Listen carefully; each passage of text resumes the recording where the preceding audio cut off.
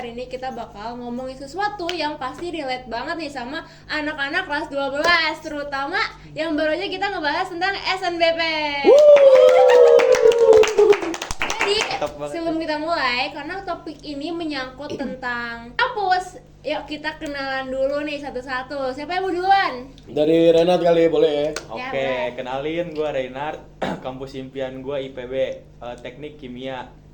Bentar, kamu kenapa mau ke teknik kimia tuh? Karena aku tertarik dengan hal-hal yang berbau dengan kimia gitu. Oh iya, Teknik juga. Mantap, Jaman. Halo, perkenalin nama aku Jovan, kampus impian aku itu di UI Teknik Kimia juga. Jurusannya sama kayak si Renard. Kenapa Teknik Kimia? Karena dari situ mendukung buat prospek karir aku ke depannya. Oh, oke, Abel. Oke, perkenalin gua Billy Jonathan. Gua kampus tujuan gua UI, gua mau ambil hukum. Kenapa gua mau ambil hukum di UI? Karena gua lihat dari kampusnya sama prospek alumninya di situ bagus. Oke, Alin. Kalau aku Caroline Nuswana Sagrewa, jadi aku tuh mau ngambil di Tekpang IPB ya. Iya, benar. oke. Karena aku di sana tuh saudara aku tuh ada pengalaman, jadi aku mau nyoba ikut saudara juga.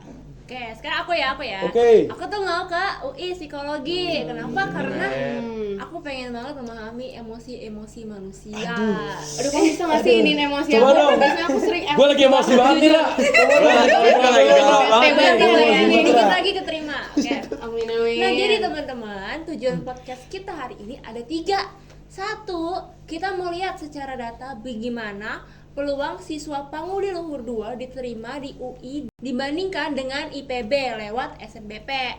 Nah, kedua, kita mau bahas konsep peluang matematika yang ada di balik angka-angka itu.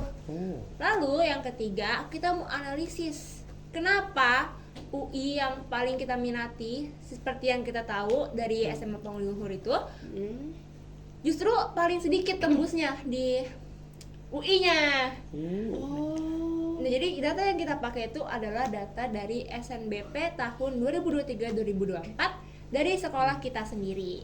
Berarti dari itu datanya kita ambil dari kakak kelas kita sebelumnya. Benar. Benar. Oke. Tapi gini, ternyata angkatan sebelumnya itu yang ngisi data itu nggak ada. Jadi kita pakai angkatan 2 tahun yang lalu. Wow. Yes. 2 tahun di atas kita tuh berarti ya. Iya, benar. Benar ada 2 angkatan. Oke, sekarang kita masuk ke data dulu. Alin, ini bagian kamu. Nah, jadi tuh yang data yang kita pakai hari ini tuh data peserta dari eligible SNBP SMA Pangudi Luhur 2 Servasius dan dari tahun pelajaran 2023 sama 2024. Nah, di data SNBP 2023-2024 ini total siswa eligible dan pendaftar SNBP ini ada sekitar 97 siswa, guys. Terus yang total yang diterima di PTN di semua kampus ini ada 12 siswa. Banyak juga ya, lumayan lah ya. Lumayan lah ya. PTN seperti itu. Nah, terus juga dari 97 siswa yang mendaftar ini, total yang diterima di PTN ini ada 12 siswa. Tapi yang menarik itu bukan angka dari totalnya, tapi kalau kita lihat ini tuh dari per kampusnya gitu. Nah, kampus yang paling banyak dipilih itu adalah UI. UI ini ada sekitar 33 siswa yang mendaftar. Tapi yang diterima ini hanya 1 orang, yaitu kakak kelas kita itu Gregorius Rio Sagara di Binus Kreatif. Bisnis maksudnya. Oh lah, izin. Mirip-mirip kata-katanya nih. Iya lagi. Izin. Terus kalau dibandingin sama yang IPB kemarin, yang ngedaftar ke IPB ini tuh ada 13 siswa. Terus yang diterima ini cuma ada 4 orang. Terus di sini tuh ada Felicia, dia ini ngambil di manajemen sumber daya lahan. Terus ada di Kezia di manajemen, Katarina di komunitas digital dan juga media. Dan satu lagi ini ada Vicentia di agribisnis. Jadi sebentar nih. Jadi UI yang paling banyak dipilih tapi yang diterima paling sedikit. Bener banget, dan itu yang bikin menarik nih secara matematika nih. Wih, seru nih, gue suka nih. Berarti aku mau langsung hitung nih, boleh? Boleh banget, Jopan. Kamu itu pakai apa? Kertas. Nah, aku punya kertas. Udah kayak Doraemon tuh gue liat tuh. Langsung aja nih. Ngator dulu kan ya. Coba jawab, gue mau lihat lu ngitung nih. Iya nih. Oke, jadi peluang umum yang diterima di UI dari seluruh pendaftar yang ada di sekolah kita itu, jadi bisa kita cari dengan cara jumlah orang yang diterima di UI kita bandingkan dengan total pendaftarnya. Jadi karena tadi jumlah yang diterima di UI itu cuma 1 orang ya. Iya. Nah, terus total pendaftarnya tuh ada 97. Iya. Nah, jadi kita 1 dibagi 97 itu bakal ngasilin 0,0103 atau sekitar 1% tuh. Oke. Nah, lalu ada lagi nih peluangnya di di IPB. Kalau di IPB itu, kan tadi yang keterima itu cuma ada 4 orang. Iya. Sedangkan total pendaftarnya ada 97 tuh. Oke. Nah, jadi kita tinggal bagi aja kayak tadi, itu nanti bakal menghasilkan 0,0412 atau sekitar 4,1% gitu. Oh, jadi IPB ini lebih 4 kali lebih besar peluangnya dibandingin dari UI nih. Iya, Dari benar. total pendaftarnya. Iya. Bisa jadi. Nah, tapi tahu nggak sih itu tadi awal itu masih permukaannya. Kalau kita bisa hitung lebih spesifik, kalau nggak salah itu pakai teori peluang ya, Jov? Iya. Oh, alah. Oke, Jovan, kalau gitu jelasin dong 2 konsep peluang yang paling relevan buat ini. Oke, jadi yang pertama itu ada konsep kejadian saling lepas. 2 kejadian disebut saling lepas kalau keduanya tidak bisa terjadi secara bersamaan. Irisannya itu 0 alias P dalam kurung A gabungan B sama dengan 0. Contohnya dalam konteks SNBP? Gampang. Kalau di SNBP lu bisa milih 2 kampus sekaligus. Misal pilihan satunya UI, pilihan 2-nya IPB. Nah, kamu pasti nggak keterima di kedua kampus itu sekaligus dong. Pasti cuma salah satu aja. Iya. Karena kan sistem itu kayak misal kamu udah dapet yang di satu, yang 2-nya nggak mungkin dong. Jadi sistem SNBP ini hanya menempatkan kamu di satu kampus. Jadi diterima UI atau diterima IPB. Oke. Itu jadi 2 kejadian yang saling lepas. Nah, karena dua-duanya itu kejadian saling lepas, rumus peluang gabungannya bisa kita cari dengan P dalam kurung UI irisan IPB sama dengan peluang di UI ditambahin dengan peluang IPB tadi. Jadi 0,0103 tadi kita jumlahin dengan 0,0412. Hasilnya 0,0515 atau sekitar 5,2%. Gitu. Berarti kalau misalkan orang-orang pada milih UI di pilihan 1, terus IPB di pilihan 2, peluang diterima itu salah satunya sekitar 5,2% ya? Iya, jadi kayak berdasarkan data sekolah kita tahun-tahun kemarin itu ya. Dan 5,2% itu jauh lebih besar dari kalau dia cuman andalkan UI yang hanya 1% aja. Kalau dipikir-pikir strategi ini penting banget ya buat milih kampus. Iya. Kombinasinya Bener, tepat bener. banget, bisa kayak naikin peluang kita jadi 5 kali lipat. Nah, Bener, iya. bener tuh, Rey. banget. Setuju gua. Oke, kalau konsep kedua apa, Jov? Oke, jadi lanjut ke konsep kedua yang lebih dalam. Nah, peluang bersyarat ini favorit aku nih. Biasanya aku suka ngitung ini. Masa sih? Hitungnya. Peluang bersyarat itu adalah peluang suatu kejadian terjadi dengan syarat kejadian lain sudah diketahui. Ditulis peluang A diketahui B. Nah, peluang A diketahui B ini bisa kita rumuskan dengan peluang A B sama dengan peluang A Oke. beririsan dengan B dibagi dengan peluang B.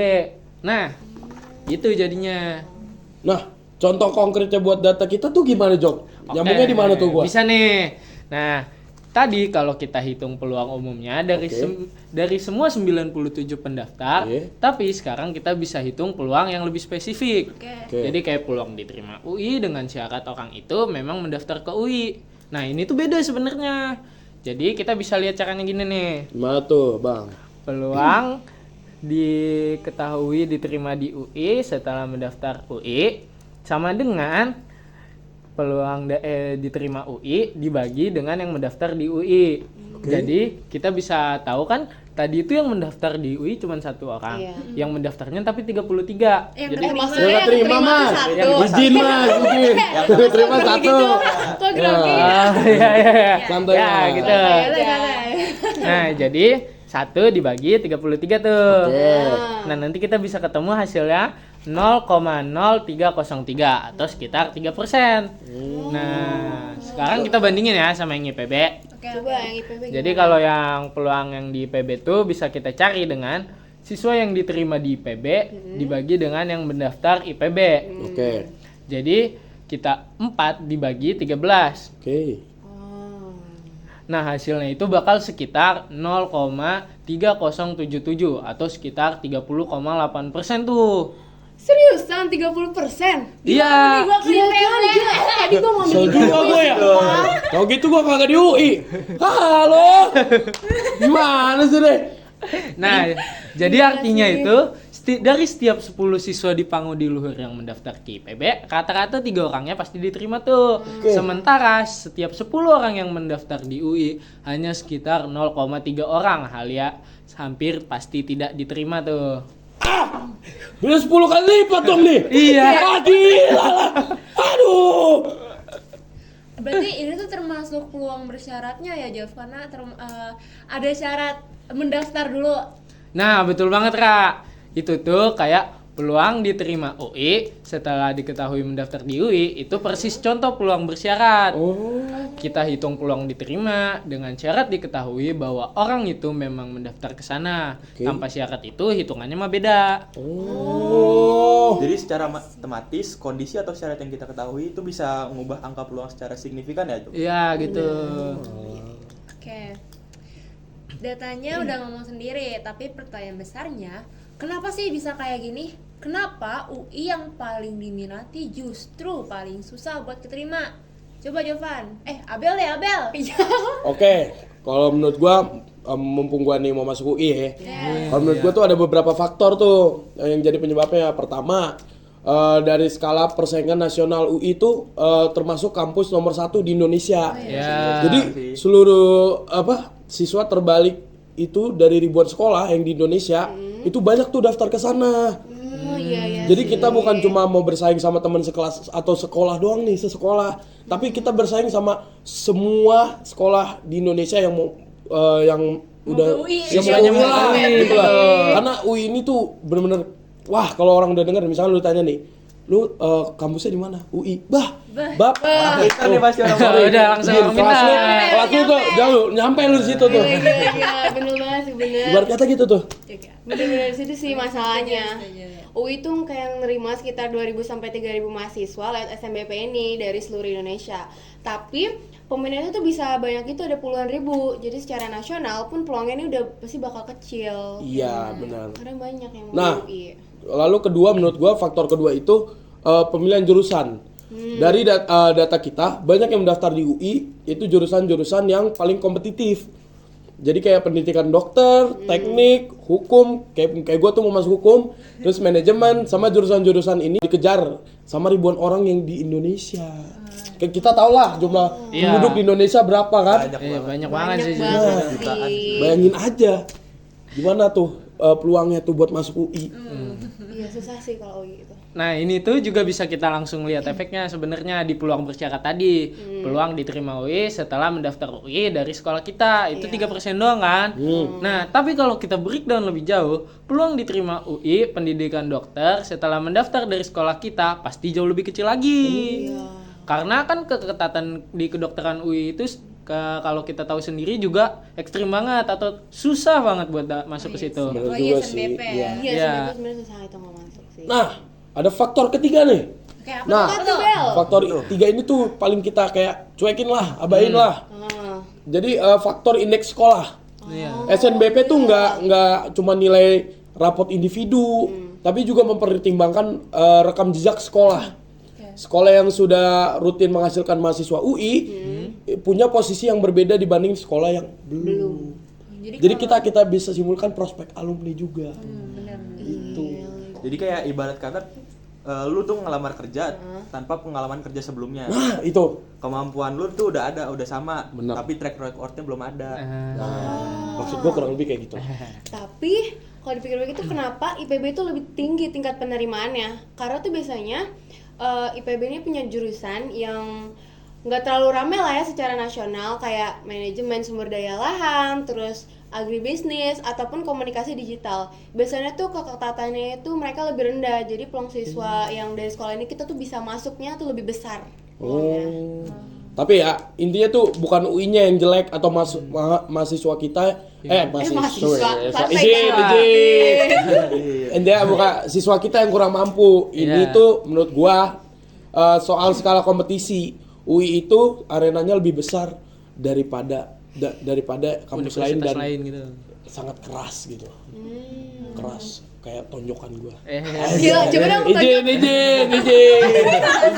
Izin dulu. tahu ya izin. Gitu. Maunya ya. Renat, apa sih menurut kamu prediksi dan solusi buat kita ke depannya nih, terutama buat anak-anak SMA PL yang masih kelas 10 dan 11. Oke nih. Jadi dari data analisis kita tadi nih yang kita bahas, ada beberapa hal yang bisa kita prediksi dan kita lakukan untuk kedepannya. Yang pertama, soal prediksi. Kalau pola ini terus berlanjut dan kemungkinan besar akan berlanjut selama tidak ada perubahan strategis, maka peluang diterima UI dari sekolah kita akan tetap sangat kecil, sekitar 1-3% lah per tahun. Itu bukan angka yang mustahil, tapi juga bukan angka yang bisa diandalkan tanpa persiapan ekstra. Iya. Nah, kalian juga ingat kan peluang bersyarat tadi? Peluang itu tuh sebenarnya bisa berubah kalau syaratnya itu berubah. Peluang diterima UI setelah mendaftar UI itu 3%. Itu tuh sebenarnya cuman kondisi rata-ratanya doang. Kalau syarat awalnya diperbaiki, misal nilai kalian naikin jadi lebih tinggi, jurusan kalian milihnya lebih strategis, terus kalian konsisten belajar dari kelas 10, angka itu sebenarnya bisa kok naik. Oke. Terus kedua, soal strategi pemilihan kita. Dari hitungan saling lepas tadi, kombinasi UI dan IPB menghasilkan P sama dengan 5,2%. Tapi kalau kita ganti UI dengan kampus lain yang keketatannya lebih sesuai, ya. peluang gabungan bisa jauh lebih besar. Pilihan yang lebih realistis di pilihan 2 tidak berarti menyerah. Itu justru strategi yang lebih cerdas. Nah, dan yang paling penting nih, kita tuh harus mulai dari kelas 10. SNBP tuh ngelihat nilai dari semester 1 sampai 5. Satu semester yang ada yang anjlok itu langsung nurunin nilai rata-rata kita, guys, secara otomatis. Jadi itu juga bikin kita peluang kita tuh Peluang bersyaratnya bersyarat turun. Ternyata jadi menurun. dia menurun, teman-teman. Karena kan ada nih teman-teman kita yang banyak tuh, wah yaudah sih masih baru semester 1 nih, masih kelas 10, nyantai aja gitu loh belajarnya, ulangan nggak belajar. Nah sebenarnya tuh itu sangat ngaruh banget gitu loh buat nanti kedepannya. Nah, jadi tuh yang maksudnya kalau ada yang dengerin podcast ini tuh masih kelas 10 ataupun 11, ini tuh bukan soal untuk kita nakut-nakutin kalian ya. Jadi tuh ini soal tahu medan yang kita lebih tahu dari awal, terus kita bisa lebih prepare lebih baik daripada nanti kita nyesel di akhirnya. Benar. Oh, dengerin tuh yang di rumah. Dengerin ya, kelas 10 atau 11 Kelas 10, nih. 11 nih. Jangan santai-santai Ada juga satu doang hal ya yang di perlu rumah. kita ingat. Satu orang yang diterima UI dari sekolah kita itu nyata. Peluangnya kecil, tapi bukan nol. Dengan strategi yang lebih matang, angka itu bisa berubah. Kasih tahu, Re. Oke, jadi kita udah sampai di akhir episode. Jadi kesimpulan hari ini, UI memang kampus impian nomor 1, tapi dari data SNBP tahun 2023-2024 dari sekolah kita, peluang diterima di sana hanya 3% bagi yang mendaftar ke UI, jauh di bawah IPB yang mencapai 30,8%. Nah, dari sisi matematikanya kita juga bisa ngelihat nih, ada dua hal yang dapat kita pelajari. Satu, pilihan kampus di SNBP itu saling lepas. Kombinasi yang tepat bisa meningkatkan peluang gabungan secara signifikan. Nah, yang kedua itu, peluang bersyarat menunjukkan bahwa kondisi dan syarat yang kita bangun akan langsung bisa mengubah angka peluang kita masuk ke kampus atau jurusan yang kita inginkan tadi. Iya. Data adalah teman kamu, bukan untuk bikin kamu menyerah, tapi buat navigasi kamu lebih cerdas. Peluang kecil itu juga bukan berarti tidak bisa. Artinya ini kamu harus lebih siap dari yang lainnya. Pilih dengan strategi, siapkan dari sekarang karena peluang memihak orang yang siap. Itu tadi podcast kita. Makasih buat Olin, Abel, Jovan, dan Reina. Dadah! Dadah. See you!